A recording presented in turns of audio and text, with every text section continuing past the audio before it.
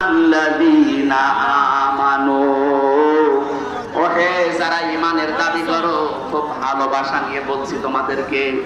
কোরআন শরীফে আল্লাহ আয়াত দিয়েছেন 89 জায়গায় 89 বার ঈমান যারা এনেছে তাদেরকে আল্লাহ এই আদর দিয়ে ডাক দিয়েছেন, ইয়া আইয়ুহাল্লাযীনা আমানু। বলেন আল্লাহু আকবার। এত আদর করে আল্লাহ ডাক দিলে চেষ্টা করো,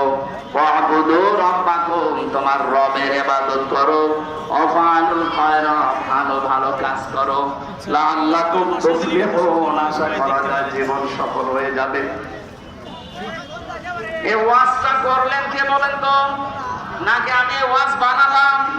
তাহলে আমাদের এখন সফলতার মাপকাঠি, প্রথম জীবনে আমাদের রূপ থাকা লাগবে। রূপ মানে কি?